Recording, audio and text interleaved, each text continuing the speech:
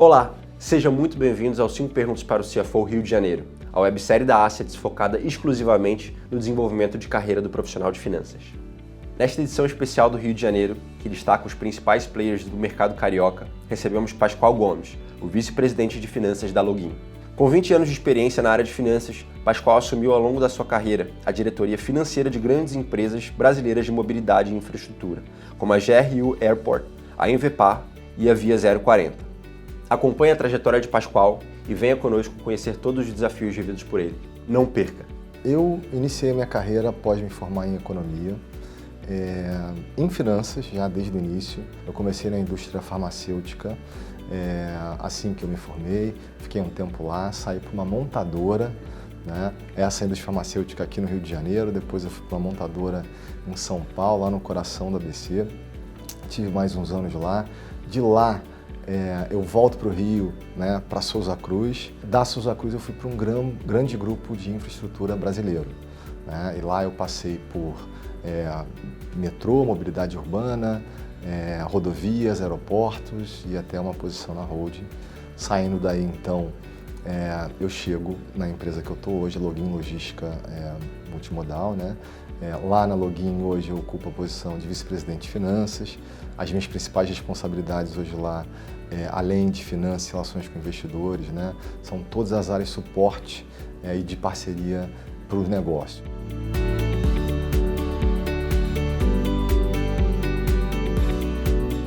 No Brasil, os principais desafios, eu acho que eu poderia citar, começaria, né, pela questão da própria infraestrutura, que está defasada e que precisa de investimentos, né?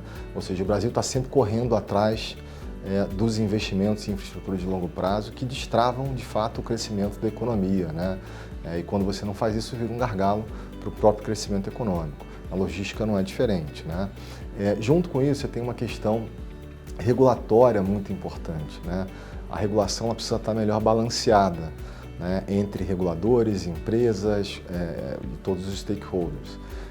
Também, para a logística, um desafio enorme é a mão de obra, né? Então, enfim, lá na Login, por exemplo, nós temos embarcações precisam de marítimos, né? Quando a gente olha para frente, para o futuro, né, olhando todo o setor que depende dos marítimos, a gente já enxerga hoje, né, um déficit de gente lá na frente. Então o governo, inclusive, né, precisa, junto com a iniciativa privada, dar as mãos para garantir que não haja esse gargalo lá na frente, né?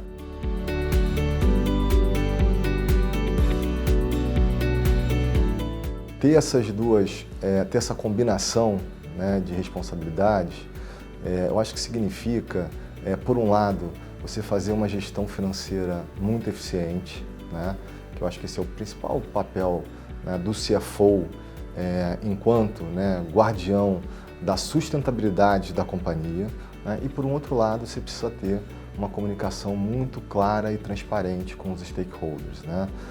E aí nessa comunicação acho que o que é mais importante é você ter uma história, né, que faça sentido para os investidores, né? Ou seja, e essa história tem que cruzar com a estratégia da companhia.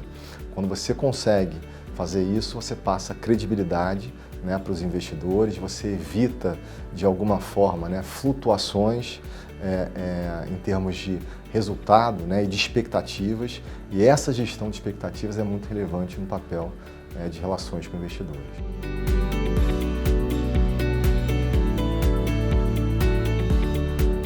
Se eu pensar no início da minha carreira, o que era muito importante ali, né, eu estou falando de comecei lá com estágio, analista, enfim, trainee, e por aí vai.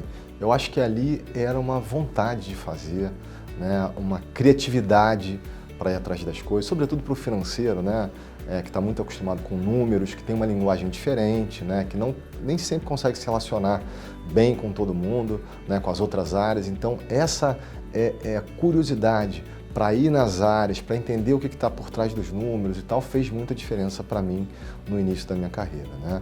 Hoje, eu acho que as principais características, né, que fazem diferença, que fizeram para eu chegar até a posição onde eu estou, eu diria que são a visão estratégica e que tem a ver com finanças, porque parte da minha formação, né, durante a minha carreira foi em planejamento financeiro, talvez seja uma das áreas que está mais conectada, né, com a estratégia da companhia. Você consegue entender pelos números, né, o modelo de negócio, o resultado, as projeções, né, os riscos, as oportunidades. E diria que, por último, e talvez a mais importante de todas, é uma liderança colaborativa, né? Eu acho que quando você forma equipes realmente engajadas e autônomas, né, que têm capacidade de resolver problemas complexos e trazer as melhores soluções, né, e que está muito alinhado com a estratégia. Então, por exemplo, essa foi uma preocupação que eu sempre tive ao longo da minha carreira, né, que as pessoas entendessem a estratégia e elas se enxergassem naquilo, elas conseguissem enxergar qual era a contribuição delas para a gente atingir aquilo que estava ali desenhado numa estratégia que tinha um grande propósito por trás.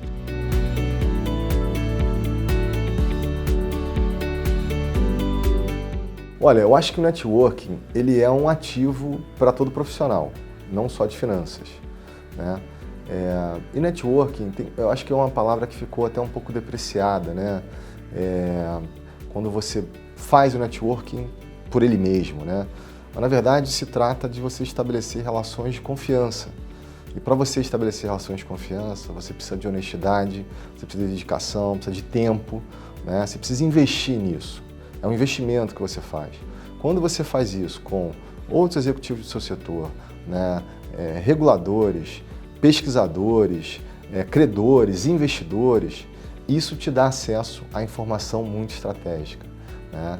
Essa informação estratégica vai virar, no futuro, oportunidade de negócio, né? Então tem muita coisa, e por exemplo, tem coisas até mais básicas da base do networking, que eu vejo como que a gente explora isso tem potencial, que são os benchmarks, né? Você poder passar a mão no telefone e falar, olha, eu queria entender melhor esse processo aí da sua empresa, que eu sei que ela é referência, né, nesse aspecto, posso conectar aqui as pessoas que fazem isso aqui. Isso tem um valor incrível, porque enquanto a gente está conversando aqui, as empresas estão inovando lá dentro delas, né? E isso nem sempre vem para fora, né? Nem sempre vira um case. Quando a gente conecta as pessoas através do networking, isso tem um potencial de geração de valor incrível.